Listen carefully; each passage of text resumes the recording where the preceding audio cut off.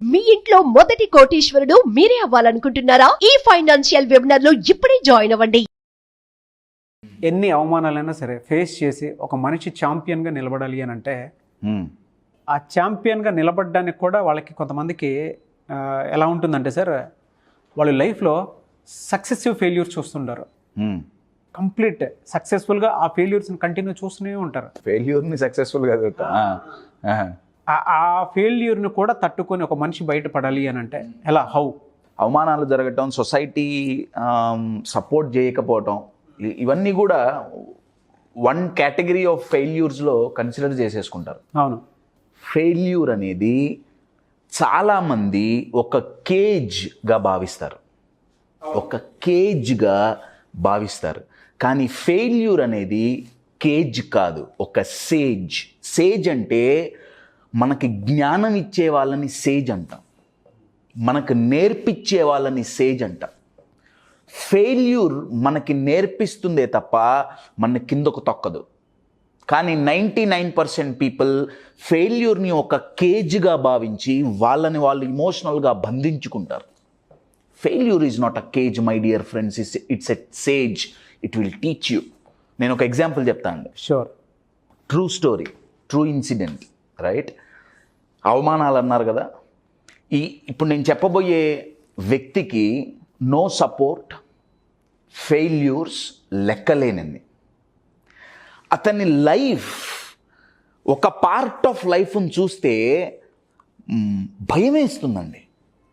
ఇంత హీనంగా ఉంటుందా, ఇంత డేంజరస్గా ఉంటుందా పార్ట్ ఆఫ్ లైఫ్? ఆయన లైఫ్లో ఒక పార్ట్ చూస్తే.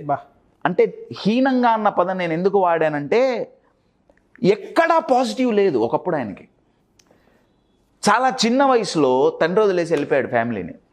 వాళ్ళు 3 సిబ్లింగ్స్, తల్లి చూసుకునేది. అలా చూసుకుంటున్న తల్లి ఈ అబ్బాయి టీనేజ్కి వచ్చేటప్పటికి 16 ఏళ్ల వయసులోనో 15 ఏళ్ల వయసులోనో తల్లి కూడా చనిపోయింది. చుట్టుపక్కల లొకాలిటీ అంతా బ్యాడ్ అన్న పదానికి మీరు ఎంత హయ్యర్ డెఫినేషన్ ఇస్తే దానికంటే 10 రెట్లు బ్యాడ్ ఇన్ఫ్లుయెన్స్ ఉండేది చుట్టుపక్కల. ఆయన పుట్టి పెరిగిన లొకాలిటీ. ఇటువంటి నెగిటివ్ లొకాలిటీ తన మెంటాలిటీ పైన ఇన్ఫ్లుయెన్స్ అయింది. ఏంటి జీవితం, ఏంటి జీవితం అని అసహ్యం వేసింది ఆ పిల్లగాడికి. దానివల్ల అతనిలో 2 ఇమోషన్స్ పుట్టినాయి. ఒకటి ఫ్రస్ట్రేషన్, ఒకటి యాంగర్. ఈ 2 తనని మిస్డైరెక్ట్ చేసినాయండి. ఎంత మిస్డైరెక్ట్ చేసినాయంటే, పొద్దున్నుంచి సాయంత్రం వరకు ఆ పిల్లగాడు రోడ్డు మీద గొడవలు పడేవాడు. జనాలని, ఒక టీనేజర్ అండి, జనాలని కొట్టేవాడు.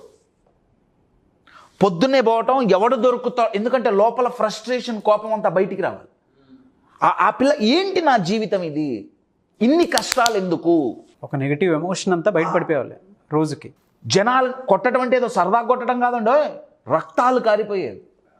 దొంగతనాలకు అలవాటు పడ్డాడు, దోపిడీలకు అలవాటు పడ్డాడు, ఒక క్రిమినల్గా మారాడు. 13 ఏళ్ల వయసులో దగ్గర 38 సార్లు జైల్లోకి పోయి వచ్చాడు. అరే, ఇది ఇన్స్పిరేషన్ ఎట్లయిందిరా కాశ్యప్? చెప్తా ఎట్లయిందో. మిమ్మల్ని జైలుకి పోమని చెప్పట్లా, అందుకే పార్ట్ ఆఫ్ లైఫ్ అని చెప్తున్నానండి.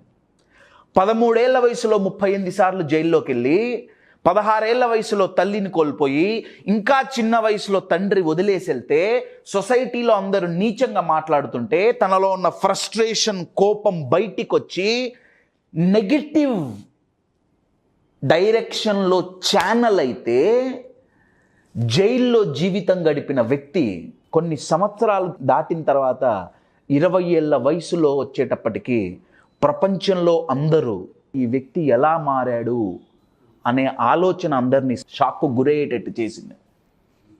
అతను ఇంత ఫ్రస్ట్రేషన్లో ఉన్నప్పుడు తనని బాబ్ అనే ఒక వ్యక్తి కలిశాడు. బాబుకి బాక్సింగ్ అంటే ఇష్టం. తను అన్నాడు, ఇతని కళ్ళల్లో కోపం ఎప్పుడు కనపడుతుంది? లోపల ఉన్నప్పుడు, రైట్? మనుషుల్ని ఇంత చితకబాతున్నాడే. ఒకరోజు ఆయనకు పావురాలంటే చాలా ఇష్టం అండి ఈ పిల్లగాడికి. పావురాలను ఎవరో ఏడిపిస్తుంటే ఈ పిల్లగాడ అతన్ని, ఆ పావురాల్ని ఏడిపిస్తున్న అతన్ని ఎంత కొట్టాడంటే ఆల్మోస్ట్ డెత్ బెడ్ వరకు తీసుకుపోయాడు. ఓ ఈ బాబు అనే వ్యక్తి అది చూసి ఏమన్నాడంటే, ఇతనిలో ఇంత కోపం, ఇంత కసి, ఇంత ఫ్రస్ట్రేషన్, ఇవన్నీ హై ఎనర్జెటిక్ ఇమోషన్స్ అండి. వీటిని గనక మనం యూజ్ చేసుకుంటే కమర్షియల్ యాంగిల్లో థింక్ చేసినట్టు. అబ్సల్యూట్లీ. బాబ్ అనే వ్యక్తి ఏం చేశాడంటే ఈ పిల్లగాడితో స్నేహం చేశాడు. స్నేహం చేసి కస్ డి ఎమాటో అనే ఒక వ్యక్తి దగ్గరికి తీసుకెళ్లారు. ఓకే. ఆయన ఆ రోజుల్లో బాక్సింగ్ ట్రైనర్స్లో పేరున్న వ్యక్తి. ఈ పిల్లగాడికి ఆయన ఏం చెప్పారంటే, నీలో ఇంత కోపం ఉంది, నీలో ఇంత ఫ్రస్ట్రేషన్ ఉంది, కానీ దాన్ని కనుక ప్రాపర్గా ఛానలైజ్ చేస్తే అది చాలా ఉపయోగపడుతుంది. ఆ పిల్లగాడు ఒప్పుకున్నాడు, రెడీ, నేను ఛానలైజ్ చేస్తా. పని పాట లేకుండా అందరినీ కొడుతున్నావుగా, పర్పస్తో రింగులో జనాలను కొట్టు. ఏయ్. పని పాట లేకుండా అందరినీ కొట్టే బదులు ఒక పర్పస్తో అదే కోపం, అదే ఫ్రస్ట్రేషన్, అదే యాంగర్ రింగులో నీ అపోనెంట్ మీద చూపి ఏమవుతుందో చూడు. అది ఏ రేంజ్కి తీసుకెళ్ళిందంటే 20 ఏళ్ల వయసులోనే వరల్డ్ హెవీ వెయిట్ ఛాంపియన్ని చేసింది ఆ వ్యక్తిని. అది ఏ రేంజ్లో ఆ పిల్లగాన్ని తీసుకెళ్ళిందంటే దగ్గర సంవత్సరానికి $700 మిలియన్ టర్నోవర్ చేసే వ్యక్తిగా తీసుకెళ్ళింది. ఆ కోపం, ఆ ఫ్రస్ట్రేషన్, ఆ ఫెయిల్యూర్ నుంచి వచ్చిన బాధని ఛానలైజ్ చేస్తే అది ఎంత దూరం పోయిందంటే అతను ఆడిన 58 మ్యాచుల్లో 52 మ్యాచులు గెలిచాడు. 52 మ్యాచులు గెలిచాడు. దాంట్లో చాలా వరకు నాకౌట్లే. అందులో అండి ఆయన చూసిన ఫెయిల్యూర్, ఆయన కష్టపడి రిజల్ట్ రాకపోవటం కాదండి, అసలు ఏం చేయాలో తెలియక క్రిమినల్ అయ్యాడు. నేను దాన్ని సమర్థించట్లేదండి, ఆయన క్రిమినల్ పాస్ట్ గురించి నేను మాట్లాడతా. You're getting it? One of the most decorated, one of the most respected, one of the greatest champions in the history of boxing, Mike టైసన్ని ఈ బాక్సింగ్ కోచ్ కలిసి మైక్ టైసన్ యొక్క ఎనర్జీస్ని ఛానలైజ్ చేస్తే first ఆడిన ఒలింపిక్స్లోనే 2 గోల్స్ వచ్చినాయండి. First ఆడిన 26 మ్యాచ్లు గెలిచేశాడు. దాంట్లో 16 ఫస్ట్ రౌండ్ నాకౌట్. అంటే ఫస్ట్ రౌండ్లో మైక్ టైసన్ గుద్దిన గుద్దుకి అవతల అపోనెంట్ పడిపోయాడు.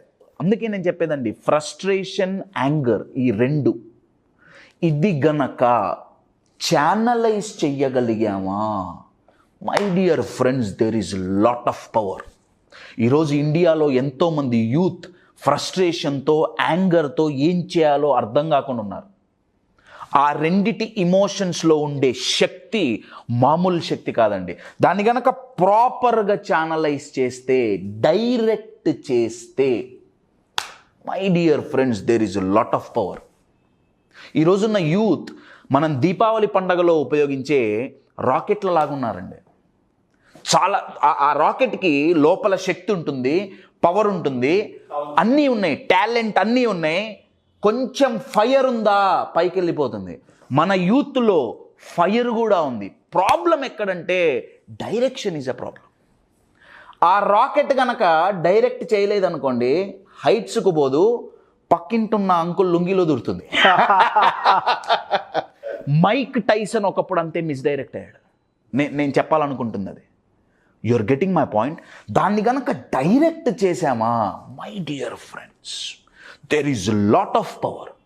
మీరు అడిగిన క్వశ్చన్కి ఆన్సర్ ఒక లైన్లో చెప్పాలి అంటే, బయట అవమానాలు జరుగుతున్నప్పుడు, బయట ఫెయిల్యూర్స్ ఎదురవుతున్నప్పుడు, బయట పరిస్థితులు కలిసి రానప్పుడు వచ్చే బాధ, కోపం, ఫ్రస్ట్రేషన్ని ఒక ప్రాపర్ ఛానల్లో పెట్టామా, my dear friends, there is lot of power. అలా ఇలా పారుతున్న నీరు వల్ల ఏమీ ఉపయోగం లేదండి. కానీ దానికి 2 గట్లు ఏర్పడిచి ఛానలైజ్ చేశామా, ఆ నీరు నది అయి పారుతుంది, ఎంతోమందికి ఉపయోగపడుతుంది. That is the power of channelizing. Yes, channelizing. నీరు వేడయ్యి ఆవిరైపోతే దేనికి ఉపయోగం ఉండదండి. కానీ ఆ ఆవిరిని ఛానలైజ్ చేసి కండెన్స్ చేసి మళ్ళీ నీళ్లుగా మారిస్తే డిస్టిల్డ్ వాటర్ అవుతుంది, వా కాస్ట్లీయెస్ట్ వాటర్. అదే స్టీమ్ని ఛానలైజ్ చేస్తే ఎంత పెద్ద ట్రైన్ అయినా గుంజగలుగుతుంది. మనలో ఆవిరైపోతున్న నీరు మన ఫ్రస్ట్రేషన్, యాంగర్, మన బాధ, ఈ 3 చాలా పవర్ఫుల్ ఇమోషన్స్ అండి. వీటిని ఆవిరి కానీకూడదు, ఛానలైజ్ చేయాలి. ఎస్, ట్రూ అండి. అబ్సల్యూట్లీ. ఫ్రస్ట్రేషన్ని ఛానలైజ్ చేసామా గ్రోత్ వస్తుంది, యాంగర్ని ఛానలైజ్ చేసామా కరేజ్ వస్తుంది, ఫియర్ని ఛానలైజ్ చేసామా బిలీఫ్ వస్తుంది. మైక్ టైసన్కి వచ్చింది అదే. ప్రెజెంట్ మైక్ టైసన్, ఆయన్ని చాలామంది క్వశ్చన్ అడిగారు, టైసన్ మీరు ఇప్పుడు రిటైర్ అయిపోయారుగా, బాక్సింగ్ మీద ఇంకా ఇంట్రెస్ట్ ఉందా, మీ మ్యాచ్లు మీరు ఎప్పుడైనా చూస్తుంటారా? ఆయన అన్నాడు, నా మ్యాచ్లే కాదు, నేను ఏ బాక్సింగ్ మ్యాచ్లు ఫుల్గా నేను చూడట్లా. ఆయన అన్నాడు, బాక్సింగ్ చేసిన టైసన్ నాకు నచ్చడు. ఇది చాలా షాకింగ్ స్టేట్మెంట్ అండి. మైక్ టైసన్ స్టోరీ తన అచీవ్మెంట్స్తో చాలా ఇన్స్పైరింగ్గా ఉంటుంది. దాని వెనకాల ఇంకొక పార్ట్ ఉంది. మైక్ టైసన్కి తన లైఫ్లో నచ్చని పార్ట్ ఏమైనా ఉందయ్యా అంటే తన పాస్ట్ అండి. ఎస్, ఆయన అన్నాడు, నేను పెరిగిన పరిస్థితులు కావచ్చు, ఏదైనా కావచ్చు, రైట్, నేను ప్రవర్తించిన తీరు నాకు నచ్చల, నేను సక్సెస్ అయ్యా, కానీ ఆ బాక్సింగ్ చేసినంత కాలం నాకు పీస్ ఆఫ్ మైండ్ లేదు. నేను చెప్పట్లేదండి, ఆయన ఇంటర్వ్యూలో మైక్ టైసన్ అంటే నాకు చాలా గౌరవం. ఆయన్ని తక్కువ చేసి మాట్లాడటానికి నేను ఈ స్టేట్మెంట్ చెప్పట్లా. ఆయన అన్న స్టేట్మెంట్ ఏంటంటే, సక్సెస్ అవ్వటం పెద్ద కష్టం కాదు, సక్సెస్ అవుతూ సెల్ఫ్తో గనక ఈజ్ లేకపోతే, సెల్ఫ్తో గనక ఈజ్ లేకపోతే ఆ సక్సెస్ జర్నీ ఈజీగా ఉండదండి. చాలా స్ట్రెస్తో, చాలా గిల్ట్తో ఉంటుంది. పీస్ ఉండదు. అబ్సల్యూట్లీ పీస్ ఉండదు, పీసెస్ ఉంటాయి మైండ్లో. So my dear friends, 2 lessons from Mike Tyson. Number 1, మనలో ఉన్న ఇమోషన్స్ని ఛానలైజ్ చేయటం, నంబర్ 1. నంబర్ 2, మిస్డైరెక్ట్ అవ్వకుండా ప్రాపర్ దాంట్లో డైరెక్ట్ చేసుకోవటం మన మైండ్ని, number 2. Number 3, failures are always a sage, not a cage. Definitely not a cage, my dear friends. Fantastic. Don't just become successful, my dear friends. Become successful. Enjoy the journey. ఆ process, ఆ journey ఏమైతే ఉంటుందో, మీరు success అవ్వాలి అని ఆ పని చేసే జర్నీ ఏదైతే ఉంటుందో, ఆ జర్నీ మొత్తంలో మీతో మీరు ఈజీగా లేకపోతే, మై డియర్ ఫ్రెండ్స్, ఆ సక్సెస్ని మీరు ఎంజాయ్ చేయలేరు. గ్రేట్ వర్డ్స్ అండి.